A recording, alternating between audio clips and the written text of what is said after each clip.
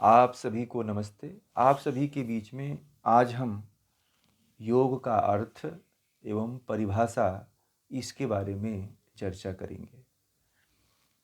तो सबसे पहले योग और योग का अर्थ एवं परिभाषा, उससे पहले हम थोड़ी सी योग की भूमिका बताएंगे।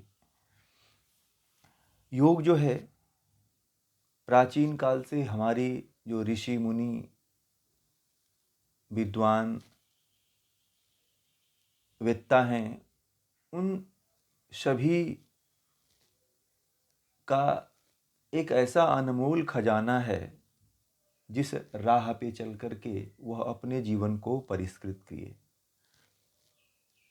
और अपने जीवन को परिष्कृत करके मनुष्य मात्र के लिए, मनुष्य के कल्याण के लिए जो है इस योग विधा को, जिससे मनुष्य के समग्र उत्थान तथा विकास तथा उसके उत्कर्ष की एक समायोजित पद्धति को दिया तथा मनुष्य के भीतर प्रसुप्त चेतनाओं को जागृत करने के लिए, शक्तियों को जागृत करने के लिए जन्म जन्मांतरों से इस घोर अंधकार में पड़े हुए जीव के लिए, मुक्ति के लिए इस योग विधा को मनुष्य मात्र के बीच में हमारे ऋषि मुनियों ने लाने का प्रयास किया। योग एक ऐसी पद्धति है, एक ऐसी जीवन पद्धति है जो संपूर्ण हमारे जीवन का एक दर्शन है। योग यह जीवन जीने की सर्वश्रेष्ठ कला है। योग की उत्पत्ति को यदि देखा जाए तो योग की उत्पत्ति सृष्टि के आदि काल में मानी जाती है और योग जो है, योग का प्रमुख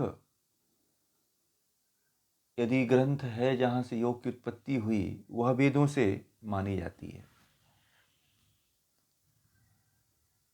अन्य ग्रंथों में अलग अलग मान्यताएं हैं कि योग की उत्पत्ति यहाँ से हुई, वहाँ से हुई, परंतु सृष्टि की जब उत्पत्ति हुई तो परमात्मा ने 4 ऋषियों को वेदों का ज्ञान दिया था, वहीं से योग की उत्पत्ति मानी जाती है और वहीं से सारे ज्ञान विज्ञान का प्रचार प्रसार हुआ था। तो इस दार्शनिक चिंतन में, वैदिक परंपरा में जो है योग का प्रादुर्भाव जो है वेदों से माना जाता है। तो और उसके सहायक ग्रंथों में जैसे वेद है, उपनिषद है, दर्शन है, ब्राह्मण ग्रंथ हैं, उपवेद हैं, वेदांग हैं, इन सभी ग्रंथों में योग का जो वर्णन मिल जाता है।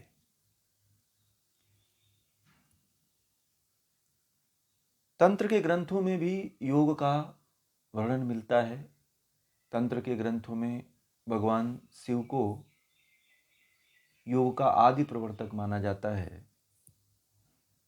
हम भगवान शिव योग के बहुत बड़े योगी हुए हैं और उन्हीं के द्वारा तंत्र के ग्रंथों में बहुत सी योग की विधियां प्रचलित हैं। हठ योग के जितने ग्रंथ हैं लगभग भगवान शिव ही उसके आदि प्रवर्तक माने जाते हैं। तो आइए हम लोग चलते हैं, योग के अर्थ को जानते हैं और योग की परिभाषा को जानते हैं। तो सबसे पहले जो योग शब्द है उसका अर्थ सामान्य रूप से क्या होता है तो यह जान लें। तो योग का सामान्य अर्थ जो होता है मिलन, संयोग, एकाकार, तदाकार, तदरूपता, की स्थिति व प्रक्रिया।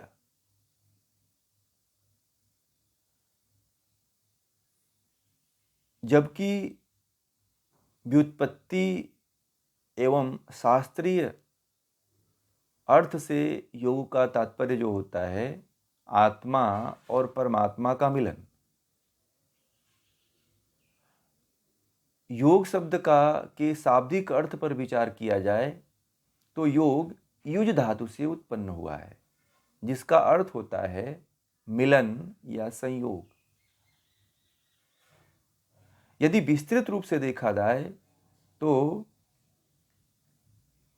योग जो है युज धातु यानी कि युज योगेन, युज संयमन, युज समाधि, इन 3 धातुओं से उत्पन्न हुआ है, जिसमें युज योगेन का अर्थ होता है मिलन, युज संयमने का अर्थ होता है संयम और युज समाधि का अर्थ होता है युज समाधि।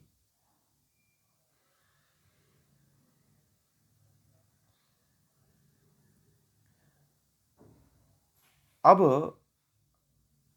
यहाँ पे युज योगेन जो है उसका तात्पर्य आप लोगों को पता चल गया कि उसका तात्पर्य है मिलन या संयोग। और उसमें दूसरा जो शब्द है युज संयमन, अर्थात मन को वश में करना ही मन का संयमन है। तो महर्षि पतंजलि के योग सूत्र में भी समाधि में संयमन के विषय में व्याख्या की गई है। त्रयमेकत्र संयमः, अर्थात समाधि के अंतरंग जो साधन बताए गए हैं, अंतरंग साधन के रूप में प्रत्याहार, धारणा और ध्यान, इन तीनों को एक ही साथ संयम के नाम से जाना जाता है। अब हम दूसरे अर्थों में योग के अर्थ को जानने का प्रयास करते हैं। युज्यते व्याकरण में वाचस्पति का भी यही मत है कि संस्कृत व्याकरण के आधार पर योग की उत्पत्ति निम्न प्रकार से की गई है। जैसे युज्यते एतद इति योगः, पहला है योग का अर्थ, मतलब युज्यते एतद इति योगः, इस व्युत्पत्ति के अनुसार कर्म कारक में योग शब्द का अर्थ चित्त की वह अवस्था है जब चित्त की समस्त वृत्तियों में एकाग्रता आ जाती है। यहाँ पर योग शब्द का उद्देश्य के अर्थ में प्रयोग हुआ है।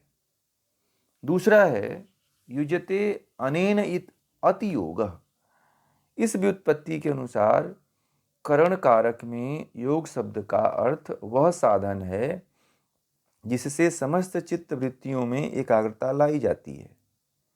यही योग शब्द साधना के अर्थ में प्रयुक्त हुआ है। जैसे इसी आधार पर योग के विभिन्न साधनों को, जैसे हठ योग, मंत्र योग, भक्ति योग, ज्ञान योग, कर्म योग आदि को इन नामों से पुकारा जाता है। तीसरा जो है युज्यते अस्मिन् इति योगः, इस व्युत्पत्ति के अनुसार योग शब्द का अर्थ वह स्थान जहाँ चित्त की वृत्तियों की एकाग्रता उत्पन्न की जाती है। अतः यहाँ पर अधिकरण कारक की प्रधानता है। इस तरह से योग के अर्थ को हम लोग जानते हैं। आइए अब हम लोग चलते हैं योग की परिभाषा की तरफ। तो भारतीय दर्शनों में योग विद्या का प्रथम एवं सर्वोपरि स्थान है। भारतीय ग्रंथों में अनेक स्थानों पर योग विद्या से संबंधित ज्ञान भरा पड़ा है। वेदों में, उपनिषदों में, गीता में एवं पुराण आदि में भी तथा प्राचीन ग्रंथों में भी योग शब्द का वर्णन मिलता है। दर्शन में योग शब्द को एक अति महत्वपूर्ण शब्द माना जाता है। भारतीय संस्कृति में योग विद्या की गवेषणा करने वाले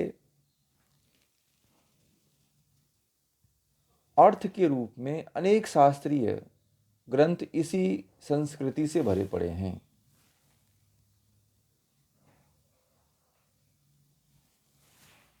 भारतीय दर्शन में यदि देखा जाए तो योग एक अति महत्वपूर्ण शब्द है। इसे अलग अलग ढंग से परिभाषित किया गया है। अब जैसे कि दर्शनों में देखा जाए तो योग सूत्र में जिसके प्रणेता महर्षि पतंजलि हैं, वो ये कहते हैं कि योगश्चित्त वृत्ति निरोधः, अर्थात चित्त की वृत्तियों का निरोध करना ही योग है। चित्त का तात्पर्य अंतःकरण से है, अर्थात ज्ञानेंद्रियां जब विषयों को ग्रहण करती हैं, मन उस ज्ञान को आत्मा तक पहुंचाता है। आत्मा साक्षी भाव से देखता है, बुद्धि एवं अहंकार विषय का निश्चय करके उसमें कर्तव्य भाव लाती है। इस संपूर्ण प्रक्रिया से चित्त में जो प्रतिबिंब बनता है वही वृत्ति कहलाती है। यह चित्त का परिणाम है। चित्त दर्पण के समान माना जाता है, अतः इसमें विषय उसमें आकर प्रतिबिंब मतलब दिखाई देता है। चित्त जो है विषयाकार हो जाता है। इस चित्त को विषयाकार होने से ही रोकना योग कहलाता है।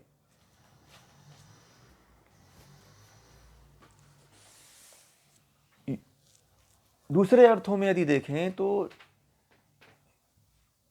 योग शब्द जो है, योगश इस सूत्र में जो है योगश चित्त वृत्ति जो निरोधा सूत्र है, इसमें योग शब्द समाधि के रूप में प्रयोग हुआ है।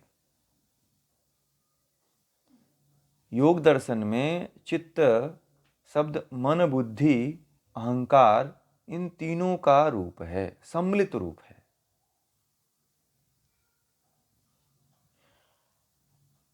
चित्त में अनेक जन्म जन्मांतरों के संस्कार भरे पड़े हैं, इसलिए इसमें वृत्तियां उठती रहती हैं। चित्त हमेशा चलायमान रहता है, जिस प्रकार जल में हवा। अब हम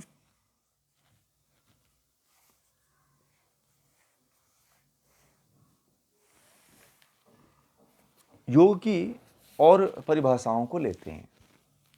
तो योग की एक और प्रमुख ग्रंथ है हमारा दर्शन। तो दर्शन योग के अनुसार ये था।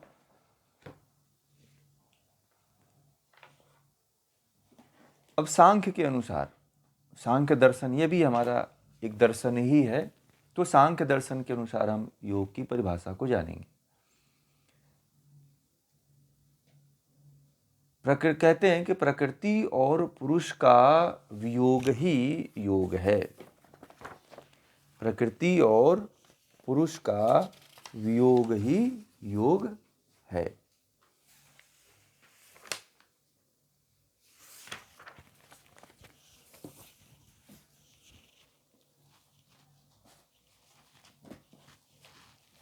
अर्थात प्रकृति और पुरुष दोनों को अलग अलग जानना ही क्या है? योग है। ये सांख्य दर्शन के अनुसार है। अब हम योग की और परिभाषाओं को लेते हैं।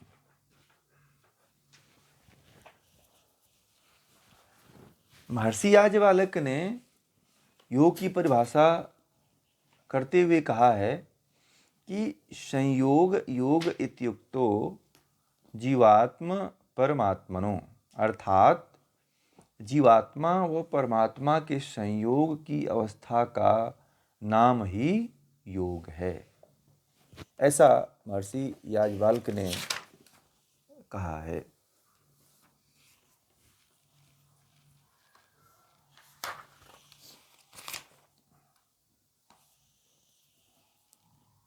और भी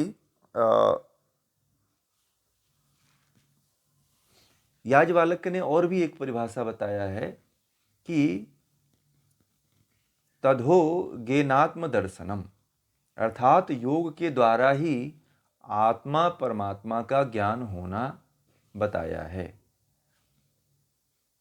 याज्ञवल्क्य ने दो परिभाषाएं दिया है। अब हम गीता के अनुसार योग की परिभाषा को जानते हैं। तो भगवान श्री कृष्ण ने गीता के दूसरे अध्याय के 48वें श्लोक में कहते हैं कि योगस्थ कुरु कर्माणि संगम त्यक्त्वा धनंजय सिद्धयो समो भूत्वा समत्वम योग उच्यते। कहते हैं कि हे धनंजय, तू आसक्ति का त्याग करके सिद्ध असिद्धि में सम होकर योग में स्थित हुआ कर्मों को कर, क्योंकि समता को ही योग कहा जाता है। ये भगवान श्री कृष्ण ने श्रीमद् भगवद गीता के दूसरे अध्याय के 48वें श्लोक में कहा है। इस प्रकार सुख दुख, मान अपमान, सिद्धि असिद्धि आदि विरोधी भावों में समान रहने की को ही भगवान ने योग कहा है।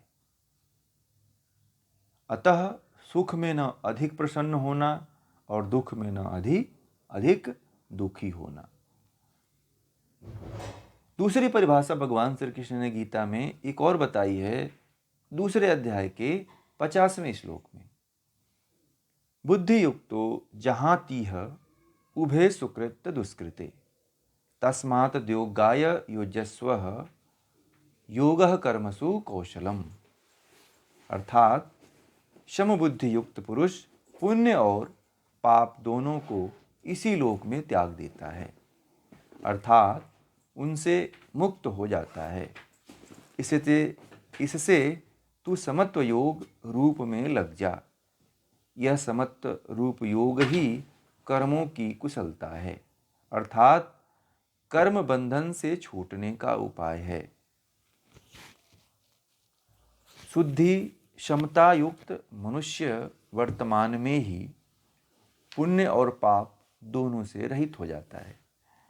अतः तू कर्म में लग जा, क्योंकि कर्म की कुशलता ही योग है।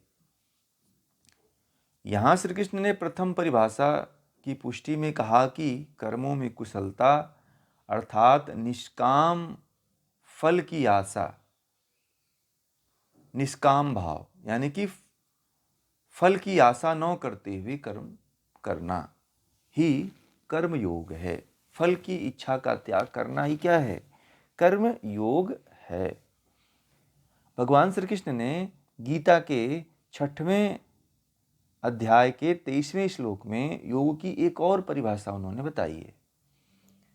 तम विद्यात दुख संयोग वियोगम योग संजितम स निश्चयेन योग तब्यो योगो निर्वण्य चेतसा, अर्थात जो दुख रूप संसार के संयोग से रहित है तथा जिसका नाम योग है, उसको जानना चाहिए। वह योग न उकताए हुए अर्थात धैर्य और उत्साह युक्त चित्त से निश्चय पूर्वक करना कर्तव्य है।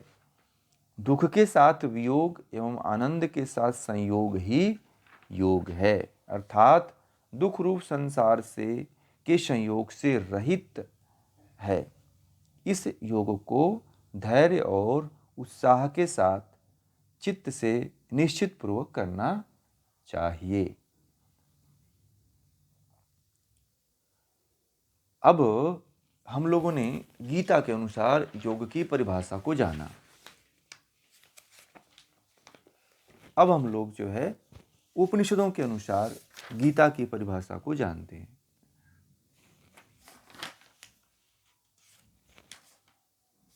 कठोपनिषद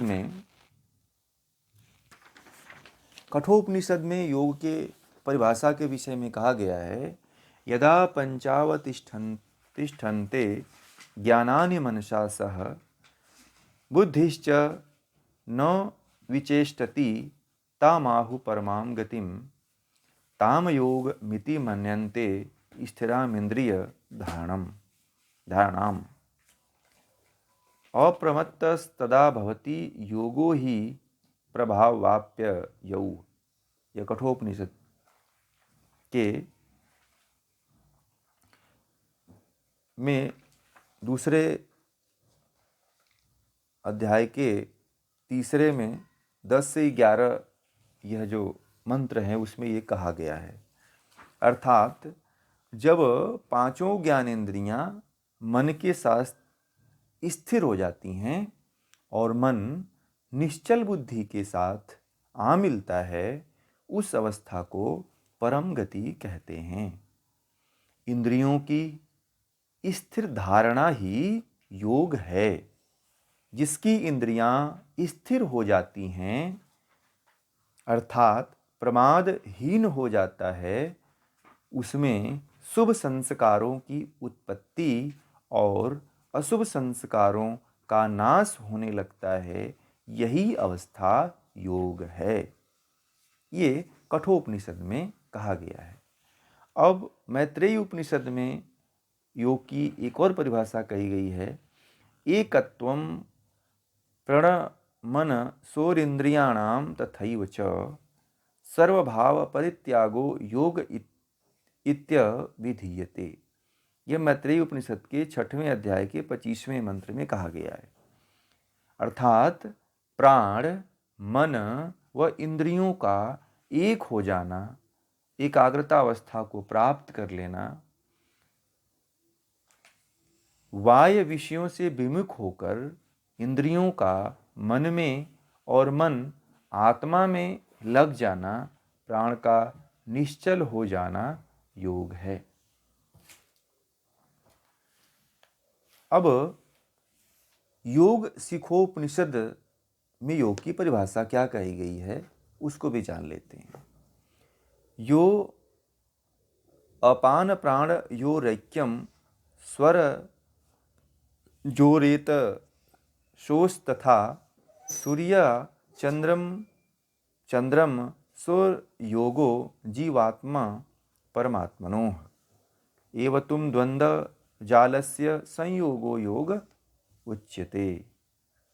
अर्थात अपान और प्राण की एकता कर लेना, स्वरज रूपी महाशक्ति कुंडलिनी को स्वरेत रूपी आत्म तत्व के साथ संयुक्त करना, सूर्य अर्थात पिंगल और चंद्र अर्थात ईड़ा स्वर का संयोग करना तथा परमात्मा से जीवात्मा का मिलन योग कहलाता है।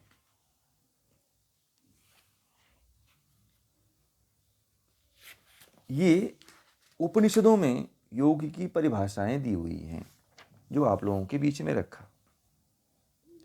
अब हम लोग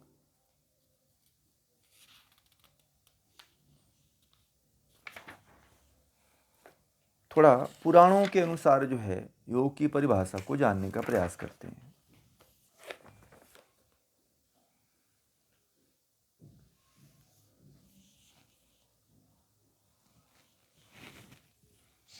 तो लिंग पुराण के अनुसार हम जानेंगे। लिंग पुराण में महर्षि व्यास ने योग का लक्षण किया है कि सर्वार्थ विषय प्राप्तिरात्मनो योग उच्यते, अर्थात आत्मा को समस्त विषयों की प्राप्ति होना योग कहा जाता है। अब इस परिभाषा में जो पुराणाकार का अभिप्राय योग सिद्धि का फल बताना ही है, अर्थात समस्त विषयों को प्राप्त करने का सामर्थ्य योग की एक विभूति है। यह योग का लक्षण नहीं है। वृत्ति निरोध के बिना यह सामर्थ्य प्राप्त नहीं हो सकता।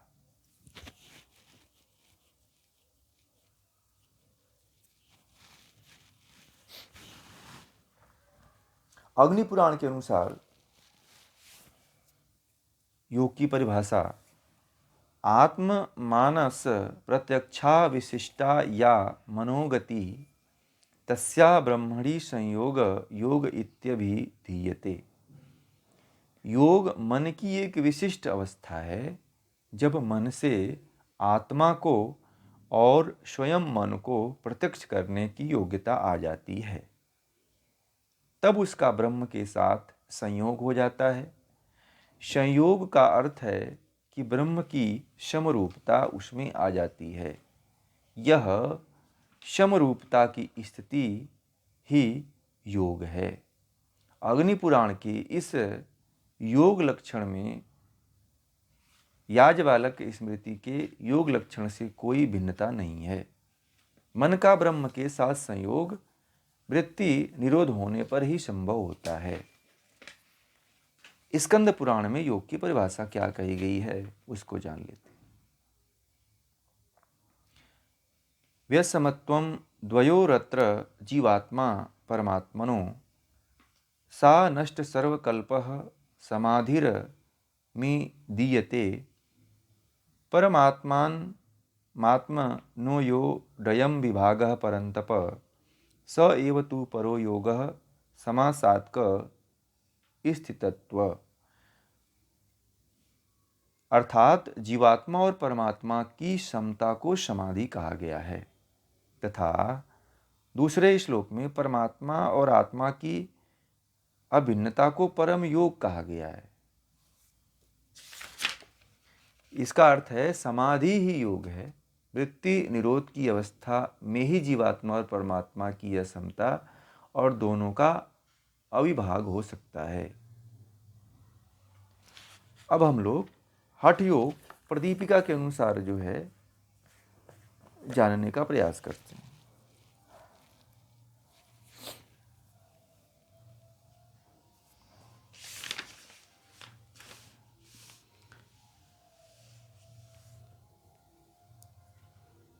सलिवे सैंधवम यदवद साम्यम भजति योगतः तयात्म मन सोरैक्यम समाधिर विधीयते। जिस प्रकार नमक जल में मिलकर जल की समानता को प्राप्त हो जाता है, उसी प्रकार जब मन वृत्ति शून्य होकर आत्मा के साथ ऐक्य को प्राप्त कर लेता है तो मन की उस अवस्था का नाम समाधि है।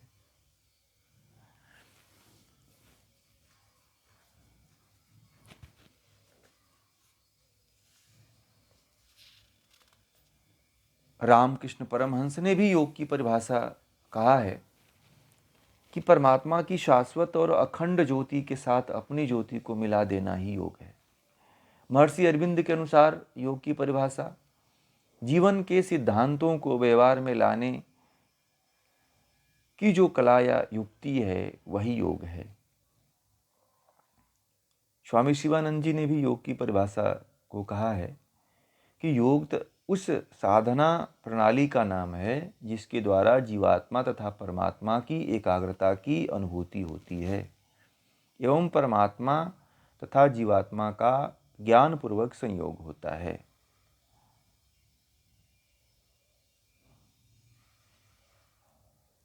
पंडित श्री राम शर्माचार्य ने भी योग के बारे में कहा है कि चित्त की चेष्टाओं को बहिर्मुखी बनाने से रोककर उन्हें अंतर्मुखी करना तथा आध्यात्मिक चिंतन में लगाना ही वृत्तियों का निरोध होता है और इसी को योग कहते हैं। इस तरह से तमाम तरह के जो विद्वान हैं, हमारे ग्रंथ हैं, उन सभी में योग के अर्थ एवं परिभाषा का वर्णन किया गया, जो आप लोगों के बीच में हमने संक्षेप में रखने का प्रयास किया। तो आप लोग इसका लाभ लीजिएगा और ज़्यादा से ज़्यादा लोगों तक इस ज्ञान को पहुंचाने का प्रयास करिए। आप सभी का बहुत बहुत धन्यवाद। नमस्ते।